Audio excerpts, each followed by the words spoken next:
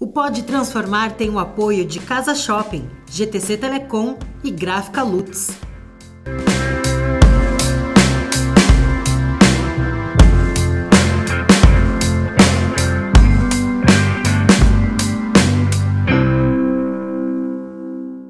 Oi gente, tudo bem com vocês? Espero que estejam bem por aí. Hoje então estamos no nosso segundo episódio do Pode Transformar. E hoje nós temos um espetáculo de beleza aqui com a gente. É isso mesmo! Então, sem muitas delongas, quem está conosco hoje no nosso podcast é apresentadora, comunicadora, é nossa Miss. Com vocês, Su Schaefer! Seja muito bem-vinda, Su, aqui ao nosso Pode Transformar. A gente vai bater um papo bem descontraído, quero mais trazer aí um pouco da tua história, das tuas transformações, né? Dos momentos que tu teve aí, as coisas, né, inspiradoras que tu tem para trazer pra gente, pra comunidade, enfim, para todo mundo que tá te assistindo. Fica muito à vontade, tá? Eu espero que tenha te apresentado rapidamente aqui. Mas fica à vontade se tu quiser complementar, falar um pouquinho mais de quem é a Su hoje. Então, primeiramente, muito obrigada pelo convite. Oi, pessoal, uma honra estar aqui conversando com vocês, compartilhando um pouquinho dos meus ensinamentos, da minha história, que a gente tem vários momentos desafiadores na vida, né? Exato. E muita transformação, mas eu sempre falo, né, o importante é, apesar das transformações, da evolução, do crescimento, de passar da criança para adulto, a gente nunca esquecer da nossa criança interior, que tá sempre lá. E toda vez eu falo, às vezes quando eu entrei no concurso, eu comecei com uma autocobrança forte que já vem, eu acho, da minha época de bailarina clássica, que a gente sempre quer melhorar, quer dar o nosso melhor. Então, todas as vezes que eu vejo que eu tô me cobrando demais, eu olhar pro rostinho daquela criança e pensar que, na verdade, né, eu tô cobrando também dela. Então, da gente sempre deixar orgulhosa a nossa criança, que tem toda aquela sensibilidade, né, no olhar e no jeito de levar a vida. Ai, sim. Eu não sei se todo mundo acompanha a Su, né? Mas eu que te acompanho nas redes sociais, eu já te falei isso, né? Mas é uma beleza que vem de dentro pra fora, Obrigada. Né? E quando tu fala da questão da criança, enfim, eu acho que é importante a questão da essência, né? É de Sim, tu nunca esquecer a essência. E acho que a gente vai aprofundar um pouquinho mais isso. Mas eu imagino que toda a tua trajetória como modelo, né? Todo o concurso do Miss, né? Deve ter te trazido isso, porque às vezes tu tem uma cobrança externa, cobrança interna, mas de sempre voltar para aquilo, né, para o que é essencial, para nossa família, enfim. Sim, que é o que nos faz único, na verdade, né, a nossa essência, é o que nos torna singular, que foi o que eu levei também para o concurso, mas eu fui bailarina clássica durante 8 anos, e ali também eu falo que tem vários aprendizados do balé que eu levo para a vida. Então, o balé, eu comecei com 8 anos de idade, eu parei de dançar só quando eu me mudei para São Paulo, para então iniciar a carreira como modelo, mas eu falo que tem alguns ensinamentos, como por exemplo o balé, a gente sempre leva de uma forma delicada, né? Então, da gente levar isso para a vida também, mesmo com dor em cima do palco, a gente tá lá com sorriso no rosto, então manter isso nas dificuldades da vida também.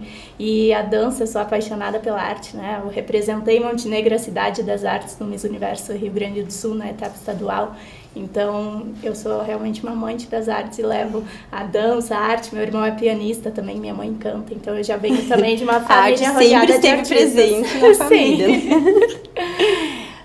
Su, eu não sei se tu quer contar um pouquinho, de repente, como que foi, né, a tua carreira. Até aqui tu já falou um pouquinho, mas se tu quiser contar um pouquinho aí essa parte, como tu começou como modelo, e como que surgiu o convite pro Miss, como que foi, né, ir pro Miss.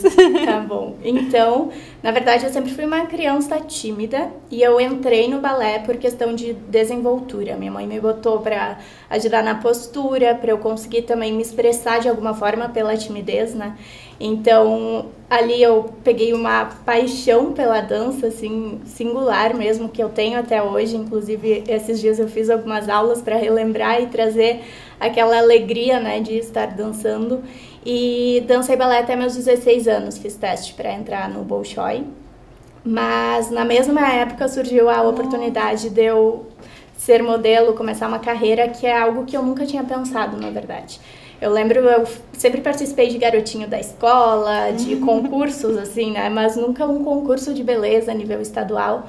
Então, eu decidi encarar o desafio, eu sou apaixonada por desafios, né? E me mudei para São Paulo, então, na época, com o apoio total dos meus pais, até porque eu era menor de idade, tinha 16 anos. Finalizei o ensino médio lá, que foi algo muito desafiador também, porque eu fui para uma capital, eu nunca tinha saído, né, de Montenegro. Fui para um lugar grande, dividi apartamento com várias meninas que eu não conhecia. Então eram 14 meninas num apartamento com 2 banheiros para se arrumar, um espelho, dividia quarto, enfim, sumia a roupa aqui, sumia calçado ali. Mas foi todo um processo de aprendizado. E eu falo também, hoje nós temos, a tecnologia nos auxilia muito a, de certa forma, às vezes ela afasta quem está perto, mas aproxima quem está longe. É verdade. E eu falando, parece que faz 50 anos, mas não faz. A tecnologia realmente evoluiu muito rápido. Na época, eu conseguia falar com os meus pais só por Skype. Então, quando eu tinha algum teste, algum casting, precisava visitar alguma marca, eu lembro, eu abria o Google Maps pelo notebook ainda, anotava num papel todo o caminho que eu tinha que fazer, a linha de ônibus que tinha que pegar, metrô, e também levava um mapa para encontrar o local, então fazer o teste. Então ali eu me descobri muito, porque em Montenegro é uma cidade menor, a gente tem mais noção de espaço, né? E ali eu fui me conhecendo também, porque eu estava sozinha, então eu tinha que me expressar, eu não tinha uma certa influência comigo, eu realmente fui para o mundo sozinha. E aí depois que eu terminei o ensino médio, surgiu a oportunidade de eu começar a carreira internacional. E ali eu comecei a fazer temporada de 3 meses em cada país. Com 16 anos eu fui para a Argentina, aí voltei para o Brasil, depois fui para o Japão, para a Turquia, para a Itália, fui também para o México, né? Então eu conheci um pouquinho de cada cultura e me desenvolvi muito. Eu falo que o inglês foi muito importante para eu conseguir sobreviver sozinha fora de um país, mas também um pouquinho de mímica. E aí hoje eu tenho inglês, que foi o que me ajudou também no Miss, avançado por isso, né? Por eu ter tido essas oportunidades de trabalho. E ali chegou um tempo, meu pai estava doente, eu perdi meu pai quando eu tinha 18 anos, de câncer. E aí eu decidi voltar para ficar perto da minha família, pude estar próximo dele nos últimos meses de vida dele. E eu comecei a estudar, então me formei, tenho experiência também na área de contabilidade e administração, mas fiquei 2 anos por aqui e falei, não, eu preciso voltar para o mundo, eu preciso me descobrir um pouco mais. E aí fui morar então no México. E ali também aprendi muito, morei com brasileiros, morei com gente só de outros países. E acabou que veio a pandemia, que foi uma surpresa para todos, que transformou todos também, né? É verdade. Todo mundo teve que se reinventar, então foi um momento que eu falei, não, eu preciso estar perto da minha família de novo. Foi um chamado para eu voltar para cá. Aí estava perto da minha família e recebi então o convite através do Instagram. Na verdade foi uma postagem do Miss Universo Brasil, no qual eles pediam para marcar nos comentários quem deveria estar no Miss Universo Brasil.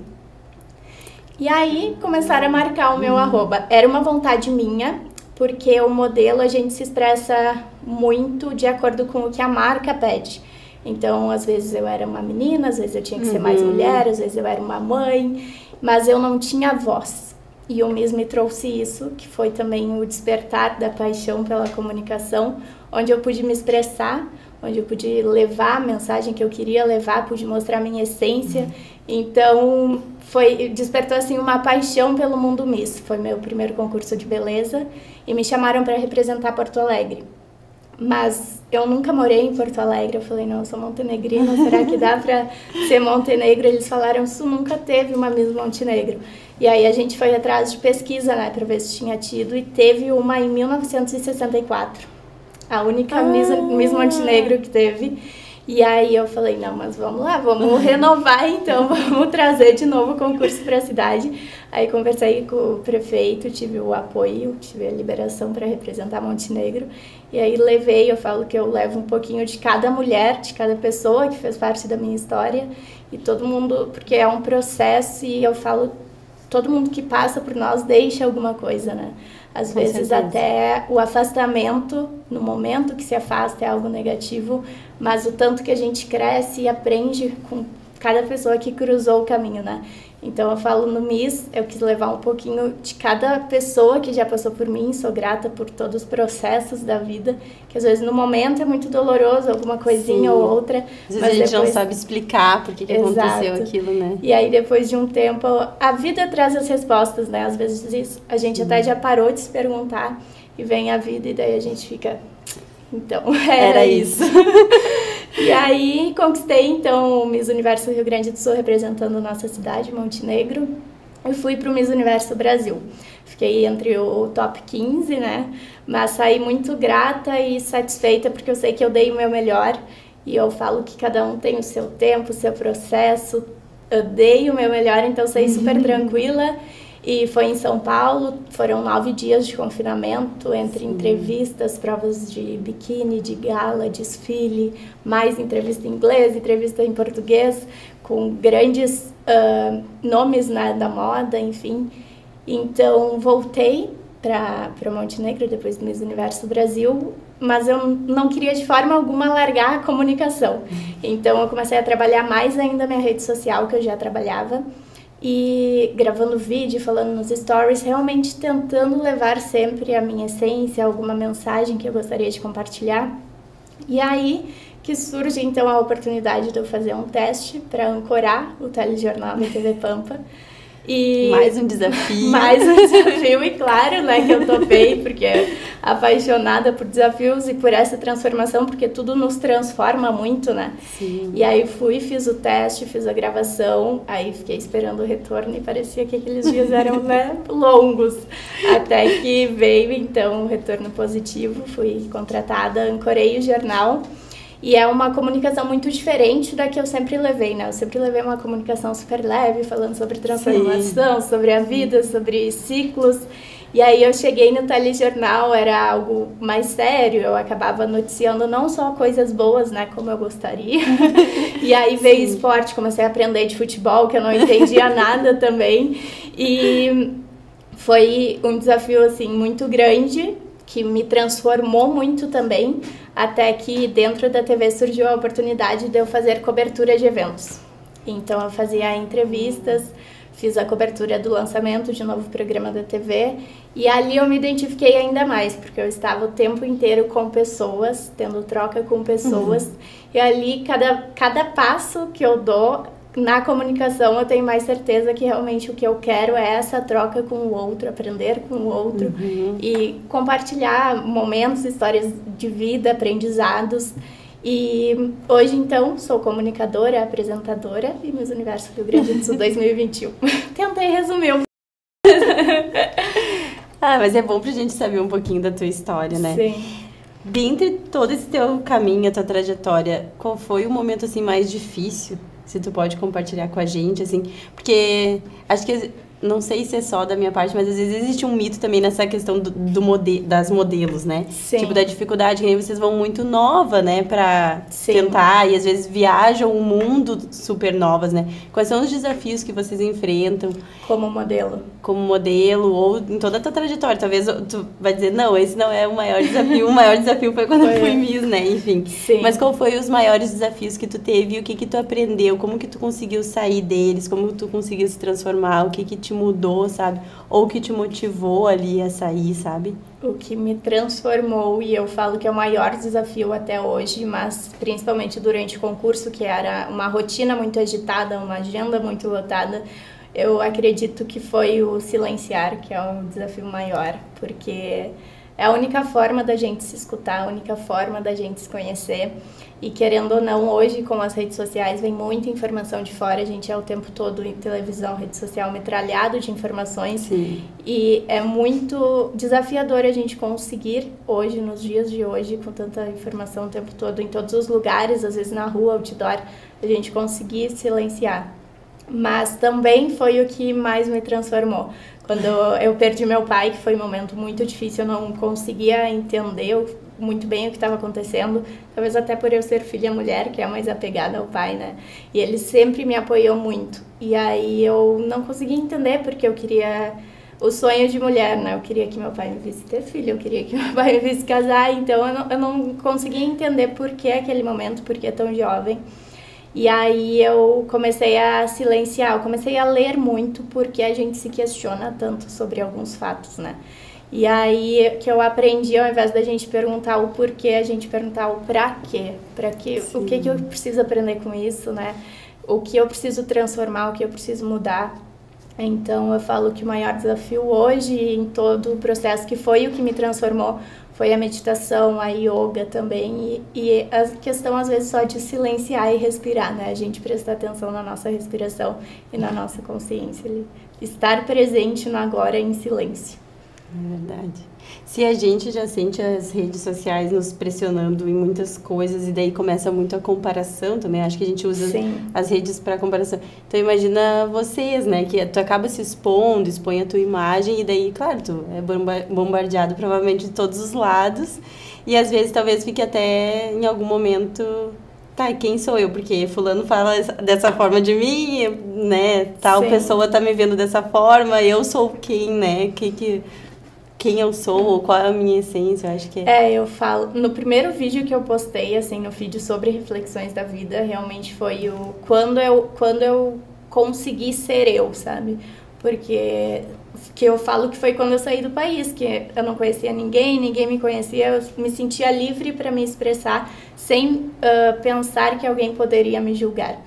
E aí, toda vez que a gente se compara, a gente perde, né? Algo que eu falo sempre também, porque a gente precisa levar nossa singularidade, nunca vai ser igual ao outro. Então, não tem por que a gente estar ali se comparando. E sobre opiniões, sobre questionamentos, realmente isso foi algo também quando eu entrei para a TV, que eu ouvi bastante, vários comentários. Positivos e negativos, às vezes 200 comentários positivos e tem um negativo de uma pessoa, às vezes fake, ou tu nem conhece e aquilo pesa em ti, né? Então, tu passou por esse momento, tu dava importância para os negativos?